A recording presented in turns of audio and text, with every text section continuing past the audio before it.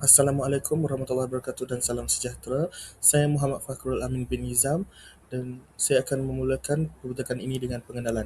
Baiklah, perkembangan geopolitik Indo-Pasifik pada abad ke-21 menyaksikan persaingan strategi antara Amerika Syarikat dan juga China ketika itu. Ini telah menjadikan Asia Tenggara sebagai rantau yang penting dari segi ekonomi, keselamatan dan juga geopolitik. Dalam situasi ini, ASEAN berperanan mengimbangi kepentingan kedua-dua kuasa melalui pendekatan diplomasi, kerjasama pelbagai hala, dasar berkecuali, serta konsep ASEAN Centrality dan ASEAN Outlook on the Indo-Pacific (AOIP).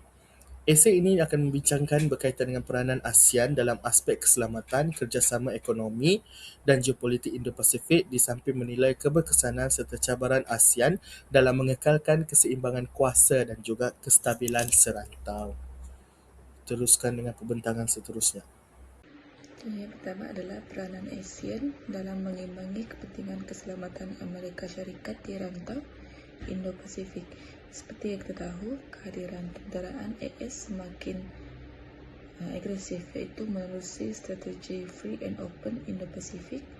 Jadi, bagaimanakah ASEAN ini dia menjadi sebuah blok serantau tanpa kekuatan ketenteraan besar dan mampu berhadapan dengan kuasa besar ini. Terdapat tiga tonggak utama soft power dalam peranan ASEAN tersebut. Yang pertama adalah autonomi strategi dan juga pendekatan inklusif, di mana melalui prinsip ini ASEAN memastikan bahawa kitalah yang mencorakkan hala tuju keselamatan di rumah kita sendiri, bukannya di kuasa luar. ASEAN ini dia akan terjebak dalam zero sum game ataupun situasi menang kalah di antara AS dan juga China. Kita dapat mengamalkan strategi hedging supaya negara anggota tidak dipaksa memilih pihak. Jadi, sebagai jawapan kepada perkataan eksklusif Barat seperti Quad dan juga AUKUS, ASEAN telah melancarkan AOIP, iaitu ASEAN Outlook on the Indo-Pacific, sebagai sebuah gagasan yang mempromosikan keselamatan yang inklusif, terbuka dan telus kepada semua pihak. Yang kedua adalah instrumen soft power dan juga undang-undang. Jadi bagaimana kita menjinakkan kuasa keras ataupun hard power AS ini? Kita dapat melakukannya melalui instrumen soft power dan juga undang-undang antarabangsa.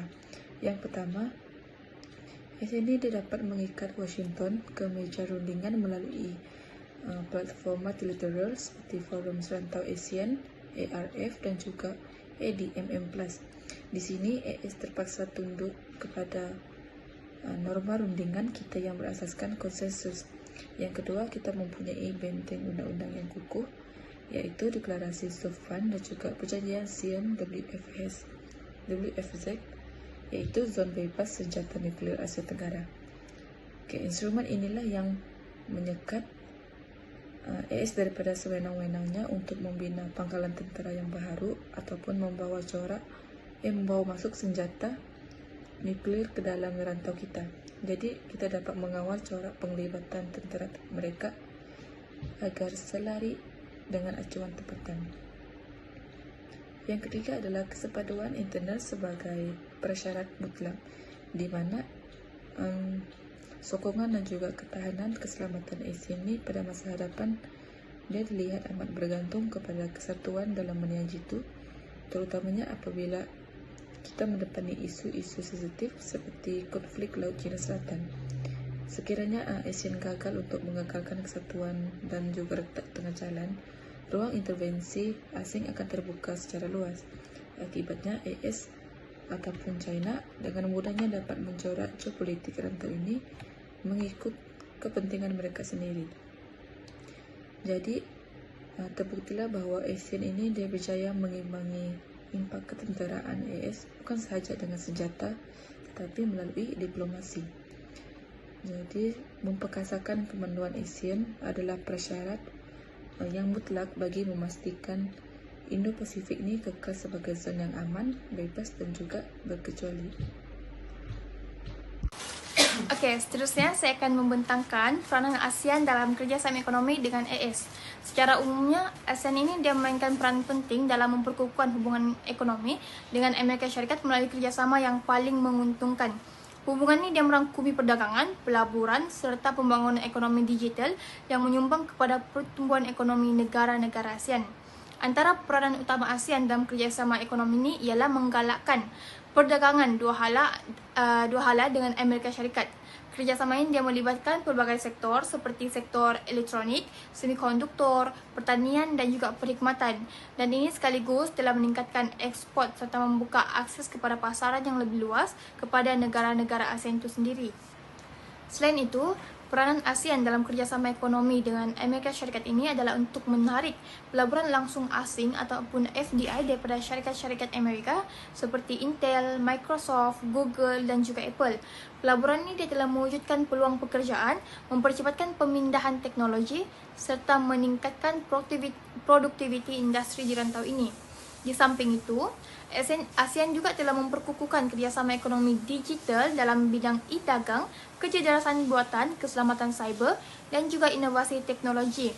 Dan dalam masa yang sama, ASEAN ini telah mengekalkan hubungan ekonomi yang seimbang dengan kuasa-kuasa besar yang lain bagi mengurangkan risiko kebergantungan kepada satu negara sahaja.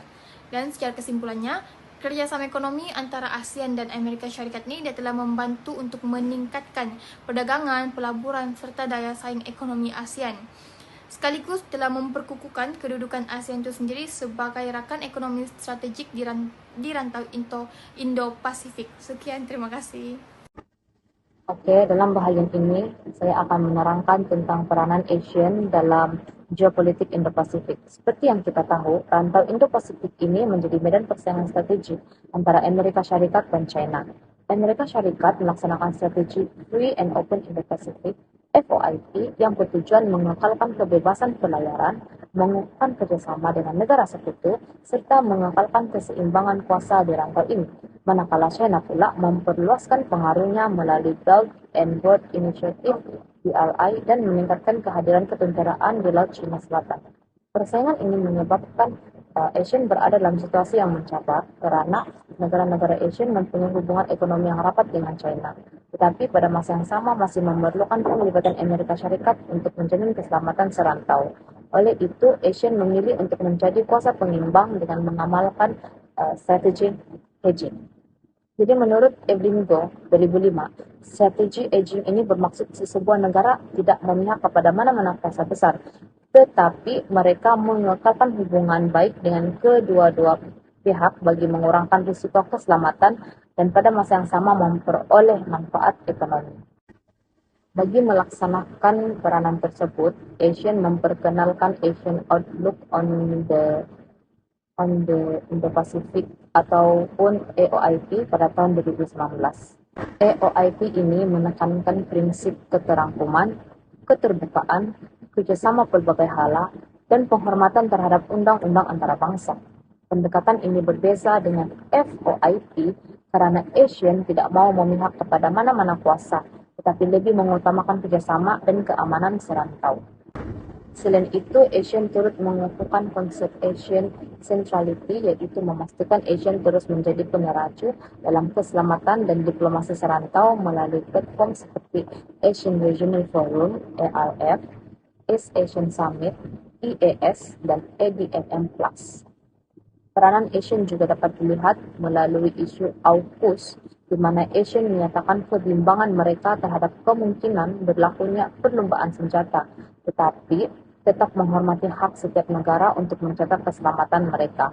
Dalam isu Laut Cina Selatan pula, ASEAN mengambil pendekatan diplomatik dengan menggesa semua pihak mematuhi UNCLOS 1982, menghormati Declaration on the Conduct (DOC), dan mempercepatkan rundingan Code of Conduct (COC) bagi mengelakkan konflik. Jadi kesimpulannya di sini, ASEAN berjaya memainkan peranan sebagai kuasa pengimbang dengan mengekalkan hubungan baik dengan Amerika Syarikat dan China tanpa berpihak kepada mana-mana pihak. Dan pendekatan ini membantu mengekalkan keamanan, kestabilan dan kerjasama di rantau Indo-Pasifik. Salam sejahtera. Saya akan membentangkan bahagian 5 iaitu keberkesanan dan kekangan pendekatan ASEAN dalam mengimbangi kepentingan Amerika Syarikat di rantau Indo-Pasifik. Jadi secara umumnya ASEAN telah membuktikan bahwa organisasi ini dia masih relevan walaupun dia berdepan dengan persaingan kuasa besar seperti Amerika Syarikat dan juga China. Walaupun ASEAN ini dia tidak mempunyai kekuatan ketenteraan yang besar, tetapi organisasi ini telah membuktikan dan berjaya menggunakan pendekatan secara diplomasi, kerjasama pelbagai hala dan prinsip berkecuali bagi memastikan bahawa keamanan serta kestabilan serantau terus terpelihara. So dari segi keberkesanan, yang pertama adalah ASEAN berjaya untuk mengekalkan keamanan dan kestabilan serantau daripada mekanisme dialog. Platform seperti Asian Religions Forum atau ARF, East Asian Summit or EAS dan juga Asian Defence Ministry Meeting Plus atau ADMM Plus, dan ini telah menjadi ruang perbincangan antara Amerika Syarikat, China, Jepun, India dan juga Australia untuk membincangkan isu semasa, terutama bagi isu keselamatan secara aman. Walaupun forum ni dia tidak mempunyai kuasa untuk menguatkuasakan keputusan, tetapi ia penting kerana mampu membina keyakinan antara negara serta mengurangkan risiko salah faham yang boleh menjadi konflik kepada ketenteraan. Dan kita nampak keberkesanan yang kedua adalah Asia berjaya untuk mengekalkan Asian centrality ataupun memastikan ASEAN terus berada menjadi teras dalam kerjasama serantau dan tidak didominasikan oleh mana-mana kuasa besar. Jadi prinsip ini dia mengukuhkan lagi Asian look out on the Indo-Pacific atau AOIP yang menekankan nilai keterangkuman, kerjasama, pembangunan mampan dan juga penghormatan terhadap undang-undang antarabangsa. Dan daripada pendekatan ini juga ASEAN memastikan persaingan antara Amerika Syarikat dan juga China tidak menjejaskan kestabilan, tetapi dia menggalakkan kerjasama dalam bidang ekonomi, maritim, perdagangan dan pembangunan infrastruktur. Tetapi di sini juga saya akan membentangkan ASEAN, di mana ASEAN juga menghadapi beberapa kekangan, dan antaranya adalah ASEAN dalam membuat sistem keputusan secara kesepakatan. Walaupun sistem ini memberi hak yang sama kepada semua negara anggota, tetapi proses membuat keputusan sering menjadi lambat. Sebab apabila melibatkan isu sensitif seperti Laut Cina Selatan, terdapat negara yang mau mengambil pendirian lebih tegas terhadap China, tetapi ada negara lain yang lebih berhati-hati kerana mempunyai hubungan ekonomi yang rapat. Jadi perbezaan ini menyebabkan ASEAN ni dia kurang mengeluarkan pendirian yang benar-benar bersatu.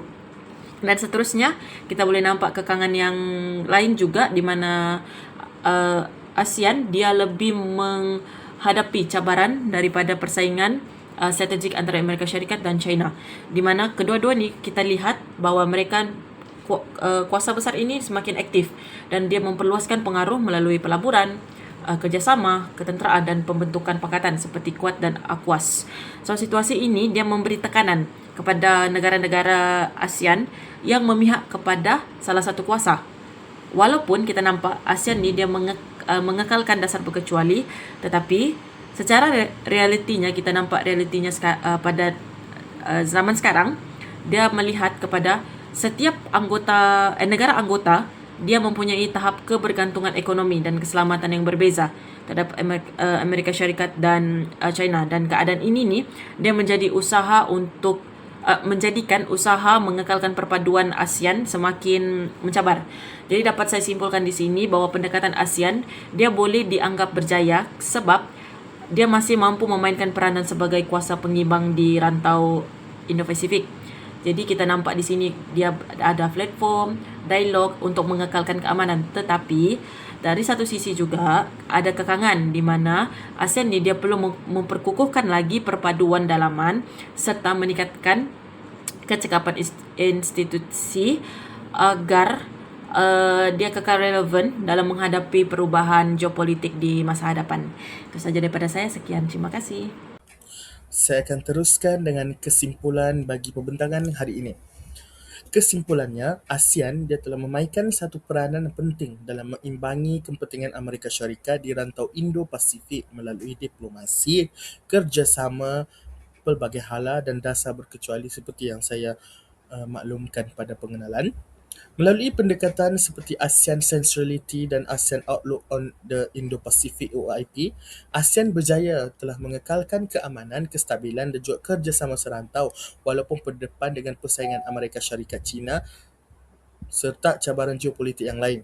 Oleh itu, ASEAN perlu terus memperkukuh perpaduan dan juga autonomi strategik bagi memastikan rantau Indo-Pasifik kekal aman, stabil dan juga makmur sehingga ke masa hadapan. Itu sahaja daripada kumpulan kami. Sekian, terima kasih.